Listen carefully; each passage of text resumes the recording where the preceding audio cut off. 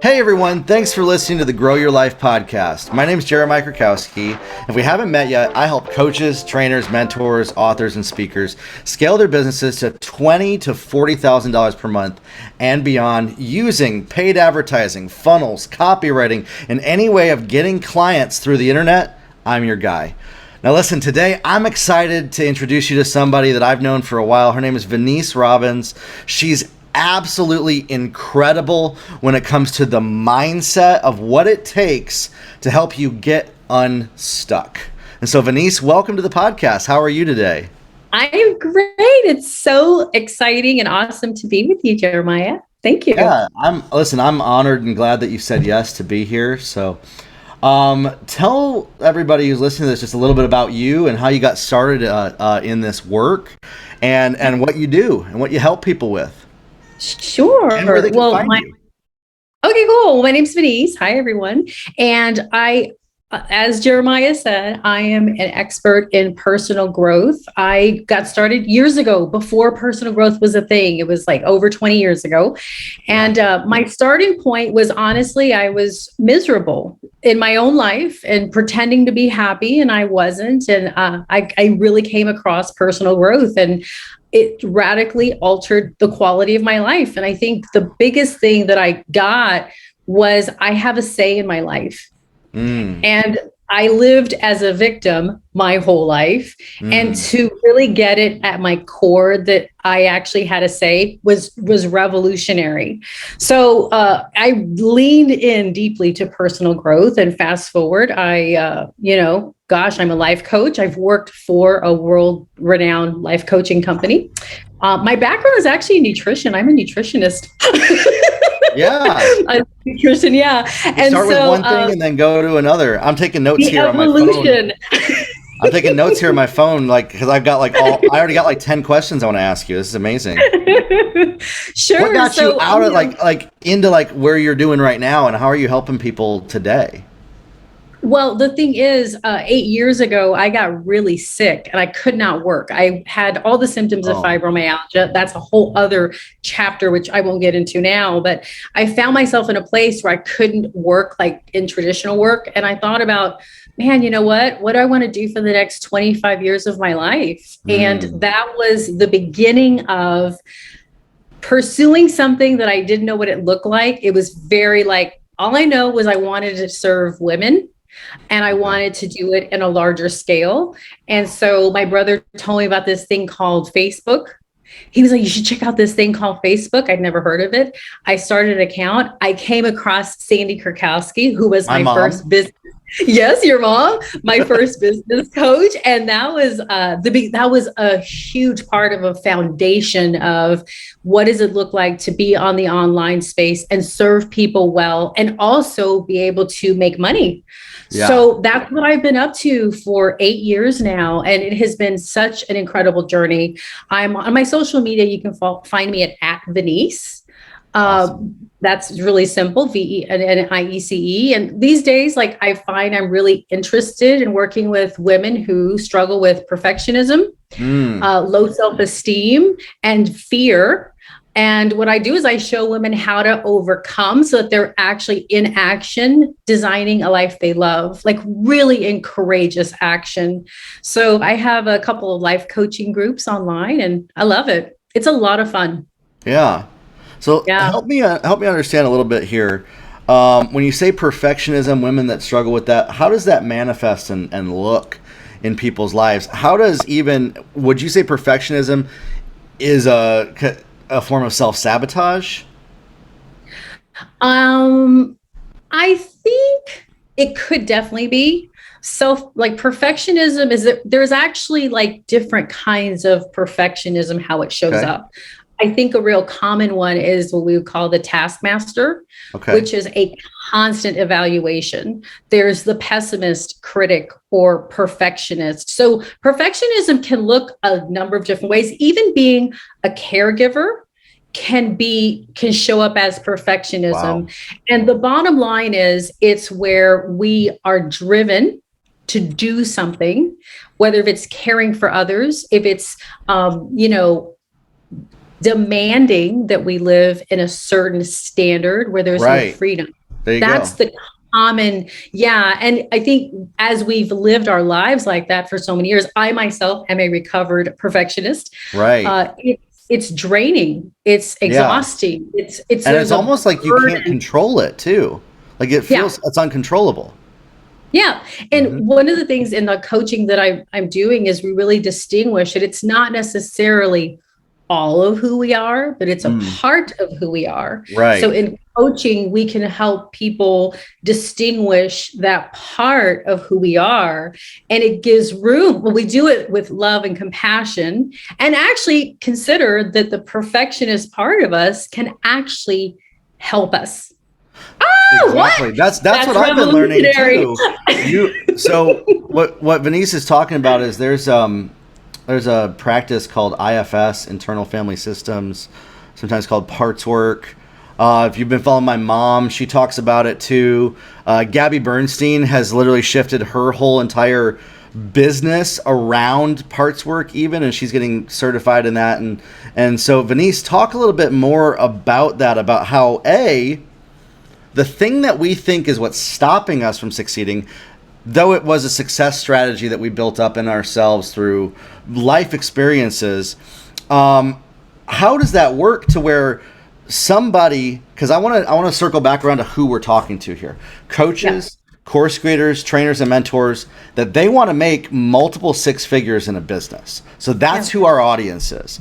So they have a goal that requires a level of, for lack of a better word, performance in their life to do certain activities, and they might be stuck from doing those each day, or struggling to even launch or false start. Maybe they get an idea and then they get halfway ready to launch, and then things never seem to leave the idea stage. Yeah. What would you kind of say if you kind of would bring this all together for them to help them? I would say two things, and this is going to sound really simple. It is, and it takes some practice. The first thing I would say is that who we really are, like in our true self, our true identity, is extremely courageous, confident, creative, connected, and calm. Like that is truly who we really are. Okay. Okay, let me pause you there though. What if the evidence in your life is showing that you are the exact opposite of all those things? You're right, one step ahead of me. Okay. So I'm going to give you a demonstration. Because that's what a lot of people think. They're like, I am not any of those. And I'm not going to step into toxic positivity and try to fake it till you make it and think I am. Totally. I'm going to give you a demonstration. This is the way I do in my coaching. It's the simplest way. Let's consider this is who we really are. Okay. Okay. And then there's this part of us who is not that. Maybe this is the part of us that's like, you're a loser, you're a failure, you can't do it, and when in that part of us, because we actually have them collapsed, we actually think that part of us that tells us you're an idiot. I mean, I've heard everything. Okay. You're stupid. You can't do anything right. Why would you even try? Mine was you're a criminal, because I was arrested so many times from drinking and all of that. And so anytime I do anything wrong, it goes back into like the police mode. Yeah. Mine was, you'll never have what you want. Yeah. You'll never have what you, and it's the thing that always stopped me. Wow. So I would go so far, I would dream, but then it was like that part of me who felt real. And I think that if there's one thing that people could take away from this conversation, is to consider that who we really are is all those things: connected, courageous, creative, etc. And there's that part of us that really stops us. And as a practice, it's really distinguishing that they're separate. So here's what that could look like, is being willing to get curious and compassionate about this part that stops us. Because consider that it comes from somewhere. It's just like you were saying, Jeremiah, with yours, where I'm a criminal. Mine was, I can't ever have what I want, right? It comes from somewhere. And as we can create some space to be curious and even compassionate towards that part of us, because it's not really who we are. It's created as some kind of survival, hurt, protection, and even the practice of saying, you know what? I hear you. I hear you. That little girl that's 9 years old that told herself she can't have what I want. And I just want you to know I'm listening. Yeah. And even we could take it a step further, is getting curious around, what are you scared of? And having that conversation with ourselves. Consider we're always having conversations with ourselves. We're always talking to ourselves, but it's really being able to have a conversation with that side of us and say, and this is like a practice I coach in, is I see you, I hear you, I understand, and I want you to consider I'm not that person. I'm not that criminal. That's not really who I am. I'm not that 9-year-old anymore. I'm actually 50. And I've learned a lot of ways that I can navigate my life. And I actually have made some really great choices. I'm asking you to give me some room to lead. And you can even come along with me.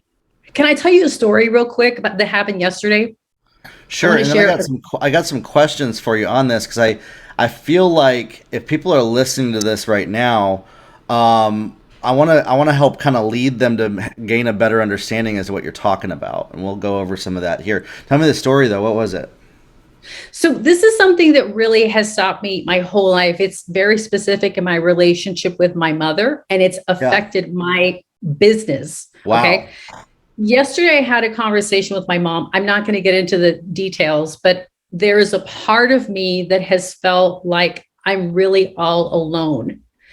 And in my business, I have felt like I'm really all alone. As a business owner, I've worked so hard and I didn't realize I've not been alone. I actually have a lot of resources around me, but I've never been able to really allow those resources to kind of assist me, because who I've been is alone. So it was a huge breakthrough. Okay. It's like this week's breakthrough from doing this practice. So and yesterday I want to share something for the group too on this. It's listening to this podcast. You're not alone. If you're listening to this podcast, you got the podcast community. If you comment on this podcast on YouTube, I comment back. If you go on my social media, I comment back. If you connect with Venniece, you got both of us right now in your corner saying you're not alone. All right, keep going. Yeah. I love it's so true. Yes. So I have a conversation with my mom, and I can feel that part of me that's feeling really nervous. Like you've tried to talk to her in the past, and when you talk to her, when you try to talk to her, this is how it goes. Because I've been trying to have this breakthrough with my mom, right? There you go. For years. And I was able to, in the moment, acknowledge, I hear you, and I'm asking you to trust me. Wow. Because I know what I'm doing in this conversation. Jeremiah, everyone listening, it was the most incredible conversation I've ever had with my mom. We both sat here, we cried together, we sorted some things out. The thing is, I was able to speak from a different place. I've always been speaking to my mom from anger. I've been so pissed off at her, and I released it. I said, I know you love me. I'm giving up the anger. I mean, she was blown away. Wow. And here's the thing. This impacts my business. Yep, it does. Every time I grow and I have more space as a person, it is reflective. I have more space in my business. So I love this simple, there's who we really are. Then there's that part of us that tells us whatever it says. It stops us. It stops us from getting into action. It says, if you try, you're going to fail, or it questions everything. You have to have all the 100 things lined up before you do it, because otherwise it's not going to work. That's just another part. Sometimes our part is logical. We get so into the planning and the logic and the analysis of everything that it stops us. And it's really developing as a practice, the ability to just say, hey, that's not necessarily who I am, but get curious about it and have a conversation. What are you scared of? How are you protecting me? How do you help me? And when I checked in with that part, it was like, well, we don't want to get hurt. I don't want to get hurt. Yeah. So I'm going to keep that up so I protect you, Venniece. So it's a simple practice. It's very powerful. Yeah.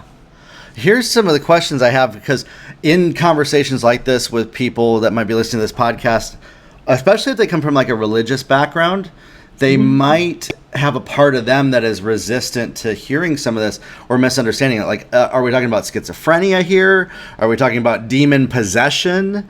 Are we talking about shadow work? Are we talking like how is this different than that or related to that in this whole world and conversation? Well, as a person of faith, when I first kind of got exposed to this type of method, I was like, wait a minute, are you talking about multiple personalities? Yeah. So I totally get it, right? Yep, dissociative identity disorder. Totally. And, the thing is, it's very helpful to do the research, okay? And Dr. Richard Schwartz, who is the originator, says you're talking about 35 years of experience in marriage and family therapy. He has a book called No Bad Parts that I highly recommend if you're interested in this conversation. Really pick it up. And that one statement of the title of the book challenges a lot of our worldview, because we look at, okay, this part of me is bad, so that's why it's not successful. This part of me is bad, so that's why I'm doing things that I don't want to do. This part of me is bad, and we can notice ourselves saying that.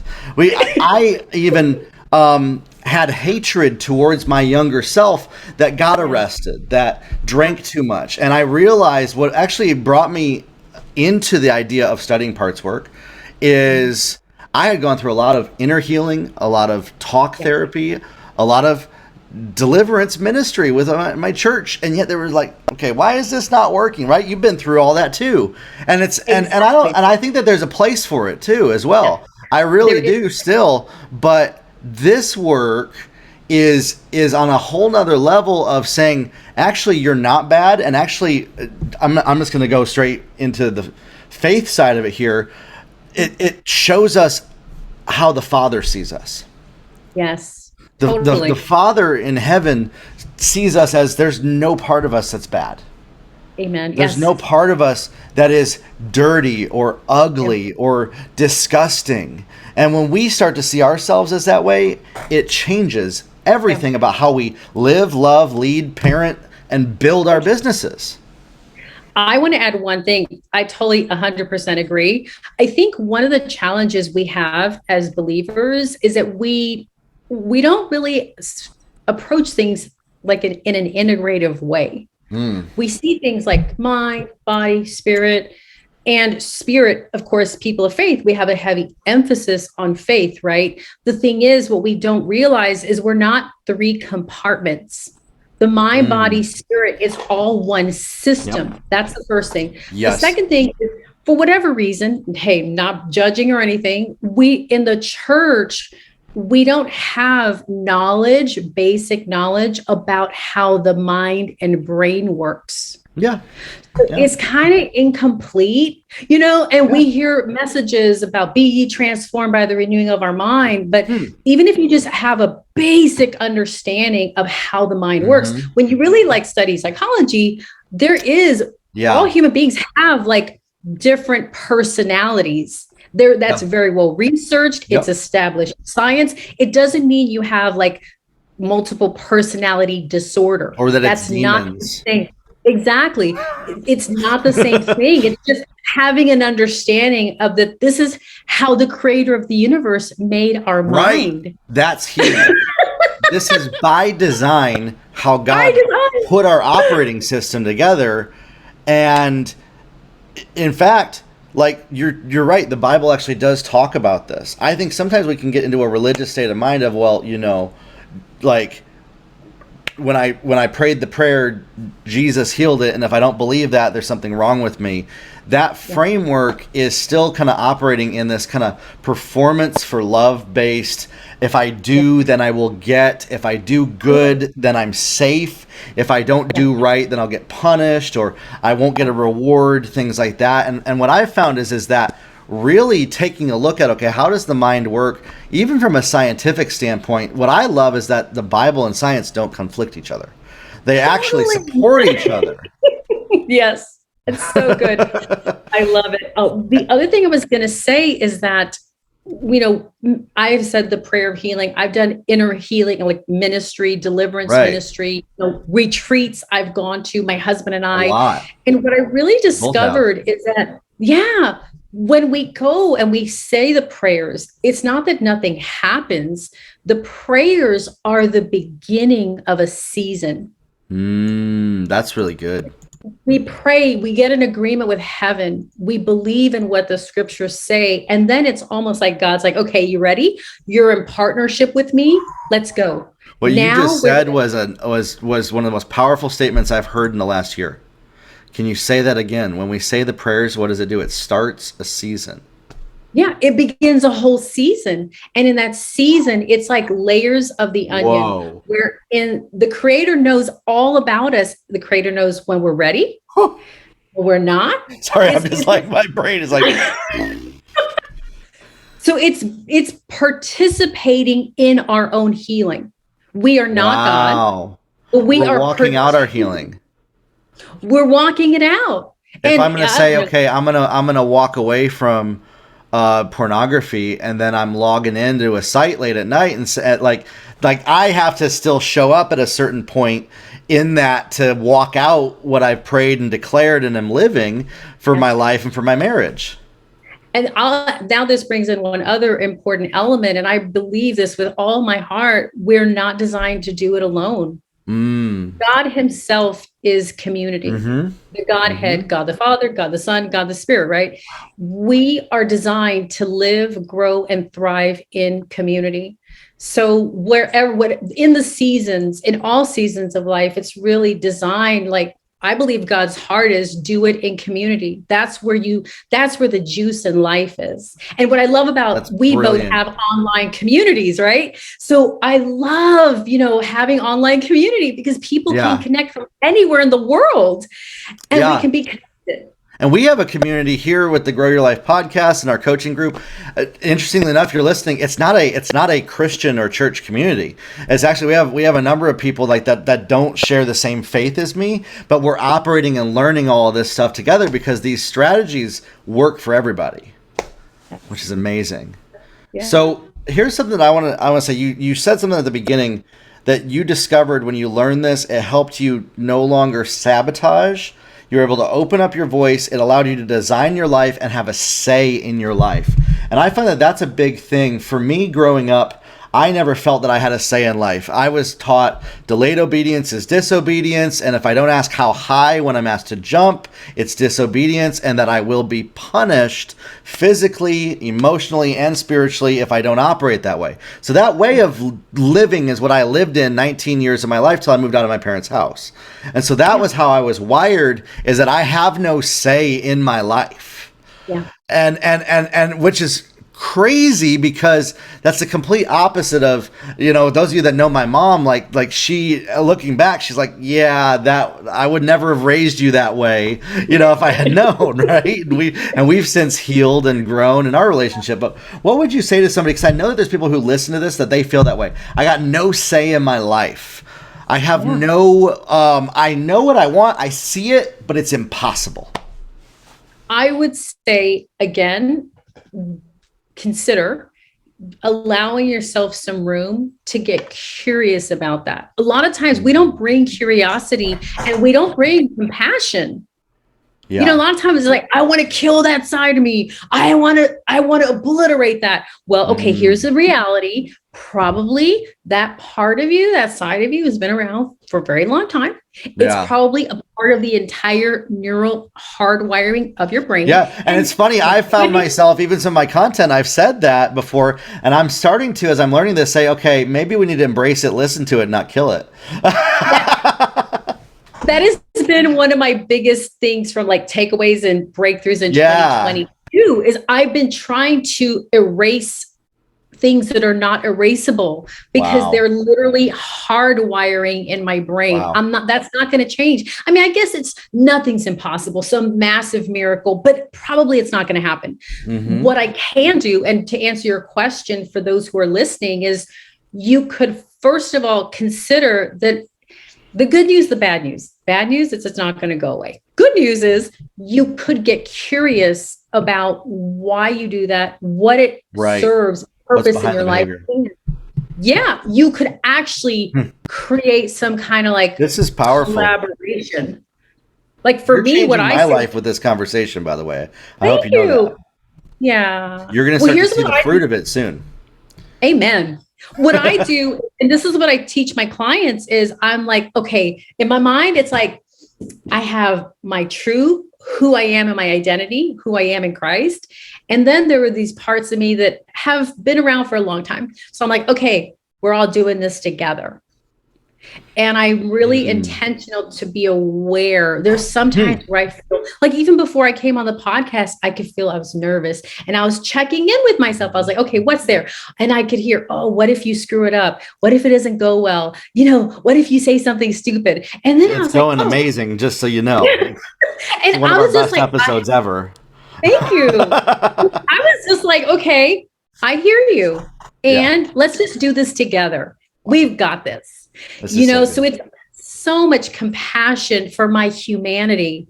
I think I work with women for a living, and the biggest thing I see is that there's two pitfalls. One, we don't give ourselves room for our humanness in our growth. The second is we think just because we did something for a week, we're done. Growth is a season. It takes time, to kind of like get on your feet. It's like almost like walking, you're going to have a baby soon, you and Abigail. And you're going to watch excited. Stand, and then he's going to fall, and then he's going to stand, and then he's going to walk. And that's time. And it's the same way for us, for the people, like you're like, oh my gosh, that sabotager. I know I have that vision, but it always keeps coming up. Give yourself some room and begin to take on transforming your relationship to the sabotager. And you can create, let's do this together, because I'm always going to be afraid, but I don't have to try to obliterate it. I could still move forward. And the other thing is having coaches and mentors, because we as coaches and mentors, we're highly trained. We're not perfect. We're in our own journey. We've just trekked the way. I'm not perfect at all, y'all. Just so y'all know, Venniece isn't. No coaches. If you meet a coach that claims they're perfect, I'd run. Yes. Yeah. Or they have it all handled, or like for me, they got it all figured out. Yeah. I'm always like, when was your last breakthrough? If your last breakthrough was 20 years ago, I'm like, well, growth is an ongoing process. Venniece Robbins, dropping bombs with Venniece Robbins. That's it. So coaches and mentors, because you shared some things with me that were so powerful as my business coach. And I'm like, I didn't see it. I totally get it. Or you're confirming something in my heart I've known. Yeah. Oh yeah. And I want to get some coaching from you here right now on this call. I'm just gonna be selfish here, because I think that being more selfish is actually helpful in our businesses. As taking advantage of every situation that you can in a way that honors and serves everybody else. That's how I see it. If I'm taking advantage of a situation, I want it to honor and serve everybody around me. And so, like this week, we used the group. They helped write my copy for that. Now, I'm not going to do that all the time, but it was a fun exercise for everybody. So I got a question for you here. There was, and it's funny, she might be listening to this podcast episode, the lady I'm talking about. So I'm going to be a little careful as to how I bring it. So I had a lady yesterday write me, was convinced that I was a scammer, a fraudster, that I stole her money, stole her credit card, because she paid me $17 for an upsell on an offer on our website. And she wrote me and said, I need you to video call me to prove this. And then she started threatening me, and she started sending me these threats that she's going to shut down my page and my social media. And I did not react in a way that I would like. I reacted in a way that I'm not proud of. I actually immediately video called her, and I said, first off, I am the real Jeremiah Krakowski, and you're banned from ever doing anything with my business. And it was just like, because I'm just like, I can't have somebody that is threatening me when they're only spending $17 around me in my space. Now, that is a boundary that I've created for my business. If somebody's listening to this right now, I don't respond well to threats. But here's the thing is I don't respond well to threats. And I think that's something that I'm starting to realize is like if somebody's threatening me, especially if it's not true, it's more so if it's not true. If you threaten me or are upset because it is true, I tend to shrink back. If you're threatening me and it's not true, I become this roaring lion that I just like, I forget that I'm a Christian. I say things that like, I look back and I'm like, oh, I could have done that better. And so like, what would you say to become curious about in that moment?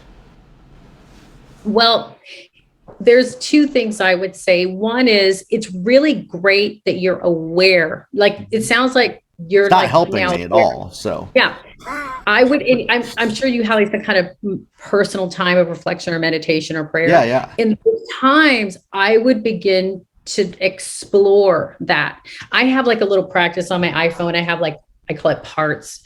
And as I'm in prayer, or I have a specific time of focus because I made a decision in that moment when that happened. I need to kill that part of me. And now here's what's crazy. For 8 hours after that, I struggled the entire day. I literally passed out on the couch for 2 hours. Almost felt like I went through a death a little bit. And I now I've been trying to explore that part of me, and he's not showing up. Yeah. So then I would first try to get present. And one, they call it trailheads in the IFS, but see if you can get present in your body to how you felt, because feelings or sensations are ways that we can. I'll do it in my private time, not right now. Yeah. And so I would do that, and then see if you could just kind of get present to that part. Yeah. And the key is, Jeremiah, is how we come at it. And it's if you can really practice coming with curiosity or compassion. Letting that part of me know it's safe to show up, even though I threaten to kill it. Yeah. And you can say, look, I'm not really, I have a hard time being around you. Yeah. It's hard for me. And then getting curious around, how do you help me? Or this is another question I ask, what's it like being you? Wow. And, that's we're always. I'm starting to feel it even while we're talking. This is amazing. It's incredible. Yeah. So that would be something you could do, and then just get really curious and say, I hear you. I see you. And you could ask for some space. Like, if something happens, I'm asking to give me some space so I can deal with what is happening in the present moment. It helps if you can do it when you're not in the situation. Right. When you're in the situation, your whole central nervous system is like on alert. Yeah. It's hard to come, until you can kind of sort through it offline. I had something, I won't get into the detail. It's kind of not necessarily appropriate for now, but I had a very traumatizing situation when I was in my 20s in college. And just recently, when I was in Colorado visiting family, I had a moment where I had a panic attack because my brain felt like I was in what happened. Right. And I froze. And through the practicing, like what I'm saying, I was able to pause and say, okay, Venniece, you're not in college, and what's happening is not happening right now. Then I removed myself from the room, and I went to the lobby of the hotel, and I just sat and I breathed a little, and then I just said, okay, you're safe. You're not in danger. Wow. And I could feel my whole body just calming down, and I just gave myself room. And then I was like, okay, let's try this again. Let's go back to that room and let's see how we do. Wow. And what I've learned is I'm still going to feel a little anxious, but I can give myself room. Like yesterday with my mom, I was really scared to talk to my mom. So I stopped on the side of the road. I was like, okay, we're just going to get to the driveway. And we're going to see how we feel.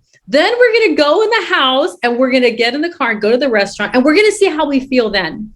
And then and I was playing it out. I was like, okay, that scared part of me who was like, it's not safe because you know how it always goes. Yeah. It was incredible. I was able to take it in little pieces, That's walk good. through it. That's awesome. That's the power of being aware and altering the relationship we have to those parts. So with you, I would just recommend you get curious about it and offline, and you'll notice you'll have more ability to interrupt it. I've already gotten a little bit curious, even in the last 2 minutes. I've just been like thinking about it, and I remember for the first time, I remember where it came up 5 years ago.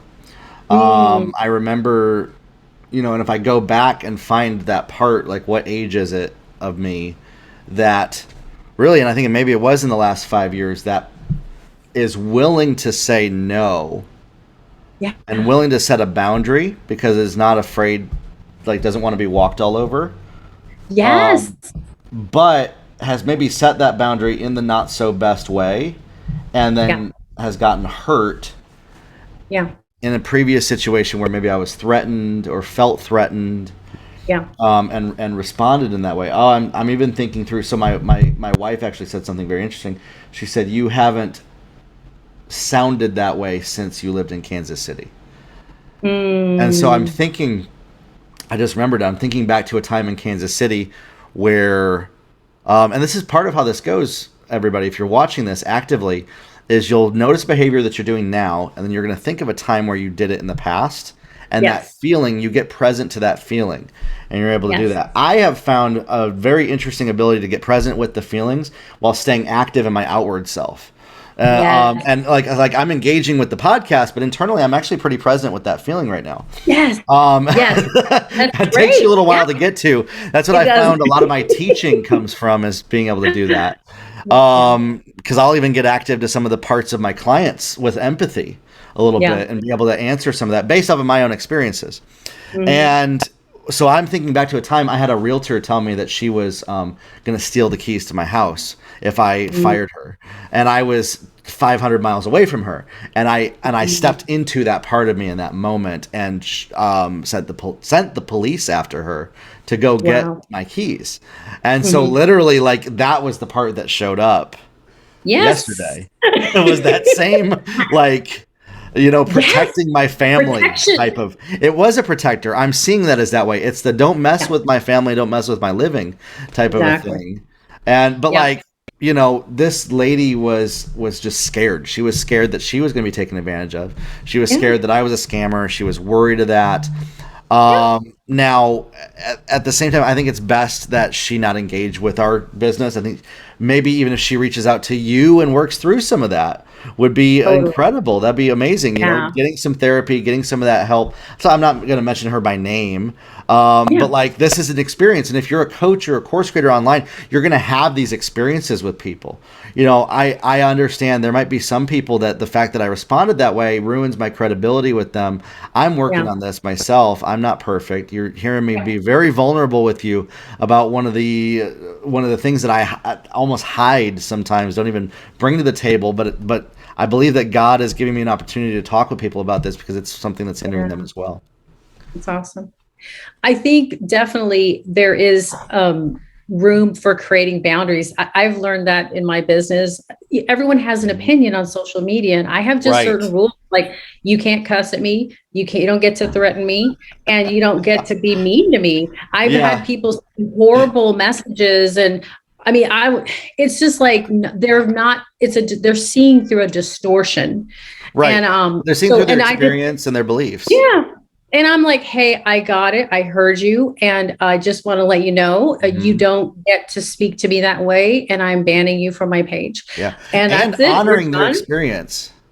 Yeah. And I tell her, I hear you. But I don't engage and go back and forth. This is huge too. Yeah. That's something that I am quitting this month. Great. Yeah. Tomorrow. No, today. Today.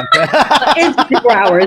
T minus 24. Yeah, because I'm like, okay, yesterday, like I said, I was quitting this behavior a week ago, and now this, But like I had somebody this morning even was like, I completely disagree with you. That doesn't apply to me. And I almost went back and forth.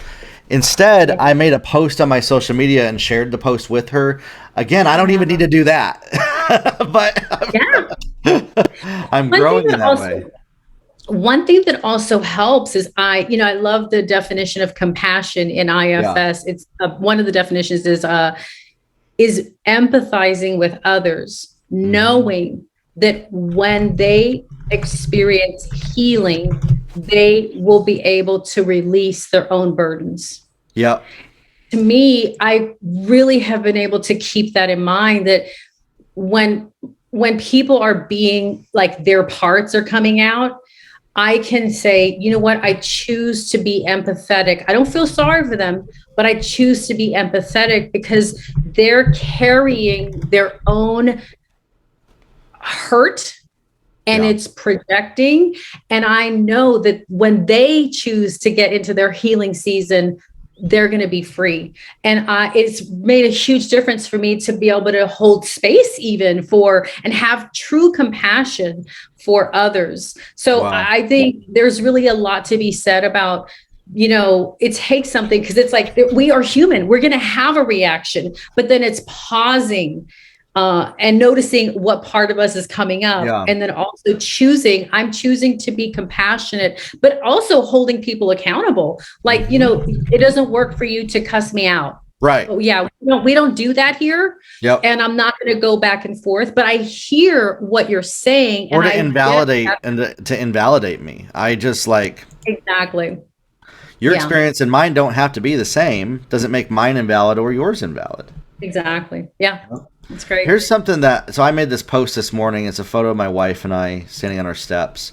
I don't know if you saw it. I saw it, yeah. And I wanted to kind of close here today with that, is that from what you just said, we need to give ourselves compassion. And I see it as the compassion that we would give ourselves as a child, the compassion that we would give ourselves as even a newborn baby. Yes. And that's a big one, because we look at, okay, we're born as a baby, perfect in every way. Mm-hmm. And then we have this belief that we become not that we transform into not that over time. Yeah. And I would challenge you today to start to see yourself and other people as perfect, just how they are, as not needing to change. And so I wrote this post. I'm just going to read it to you. My baby boy, he's going to be born in 3 or 4 weeks. My baby boy, sorry, I'm crying. I get it. My baby boy is good enough. In fact, he is perfect, and he always will be. There's nothing he can ever do that will change that. I've struggled for years worrying about being good enough. This is me talking about me. Growing up, I was taught that unless I had unquestioning obedience and always performed perfectly, I was not worthy of love or worthy of my dreams or goals to manifest. And that I must constantly prove my right standing, both with God and other people, or be punished harshly. And I just made this stand. I refuse to continue this toxic trend with my child or family, ever. This behavior is not okay. It's not serving us. This way of thinking turns adults. We constantly try to defend ourselves and prove that we're worthy of our desires. Well, the truth is, just like my baby boy, we are and always have been good enough, no matter what we do or perform. Did you know that you can reparent yourself? Did you know that you can change the pattern of how you were raised as an adult? I know I did. Give yourself compassion, that the same compassion that you would give to a child when they make a mistake, as if you were the parent you needed, not the one you had. Yeah. Quit trying to prove, and I've done a lot of what has helped me before I found parts work was this inner child healing. So some of what I teach comes from that inner child healing. Yeah. Parts work takes that and takes it to like level 10,000. It's amazing. Yeah. So give yourself the compassion that you would give a child. Quit trying to prove that you're in right standing or are worthy of love. You're perfect just as you are right now. Fully worthy of everything that you could ever imagine. Nothing inside or outside of you has to change for that to be true. Give yourself a big hug and a high five today for how amazing you are. Start believing that you're absolutely incredible, the badass, amazing version of yourself that you've always dreamed of and wanted to be. You are right now. That kind of household is the household that my baby boy is going to grow up in. I'm so excited for his future, whatever desires and dreams they might be. He will always be perfect. just as he is, with nothing that has to change. He'll accept and love himself unconditionally, even when he makes big mistakes and messes. And that's what I would invite you guys, if you're listening to this, to do, is start to accept yourself, give yourself a high five and a hug with compassion, even when you make those bigger mistakes and those messes. You're worthy of every dream that you have. You're good enough just as you are. In fact, you're beyond good enough. You're absolutely incredible and amazing. You are not less than perfect. You are just how you are right now is incredible, is awesome. I think we tend to talk about ourselves like we're broken, when in fact there's no broken or bad parts. We're just putting that all together. Start loving yourself with that same compassion that you would a baby child and a growing child, and give yourself that love, and it's going to change everything for you. That's awesome. You know? And so Venniece, like, any final words or final thoughts for people as we close out, as we wrap up this podcast? My final words would be just an echo of what you're saying, which is you are whole, complete, and perfect right now. Yep. And, there's some things in the way, and it's your humanity, but at the core, who you really are is whole, complete, perfect, not broken. Wow. And I encourage you to get connected to, communities such as Jeremiah's. I'm not a business coach, but I love working with people. Get connected to people who can speak into your life in a way that expands that, because it will make a difference. And then the last thing is, I've known you years, Jeremiah, and I just acknowledge you for your courage and all the grit and how you've made a difference. And you're very relentless. Thank you. You've made a difference in my life, and I know you make a difference in the lives of others. So thank you. And I'm just really excited to see you continue to grow. I'm excited. And we're going to grow together. Grow too. Yeah. Listen, if you need that voice in your life, maybe you're looking for somebody, a life coach or somebody to help you organize those thoughts in your life and help you kind of integrate those parts. That's what Venniece is helping people do. That's how she's being of service to the world. And here's something that I want you to remember is, your life can have a major impact. If just one person had a positive impact on 1,000 people, who then had an impact on 1,000 other people, and those 1,000 people impacted 1,000 others, your life would touch 1/8 of the entire world's population. Wow. It's over 1 billion people right there. And so realize that, like, just little old me, like we think little old me, what can I do? You can do a whole lot. You can do as much or as little as you want too. And that's what's awesome. Like there's nobody's like goals for their business are better or worse than each other. My goals are pretty big. Like, I ain't stopping until I get to the billions at all. And I ain't slowing down when I get there either, till at 10 and 100. And that's where I'm going, the trajectory of my life and impact. But it starts with this foundation that we're talking about right now. When you start on the good foundation, this good foundation will take you beyond where you could ever imagine. Great. All right. Thanks for being here, Venniece. This has been amazing. God bless. Have a good one, everybody. Listen, if this has helped you, if this episode has helped, share it with somebody. Don't hold this in. Don't hold it to yourself. Share it with your friends, your family. Let them know this work might just change somebody else's life as well. Talk soon.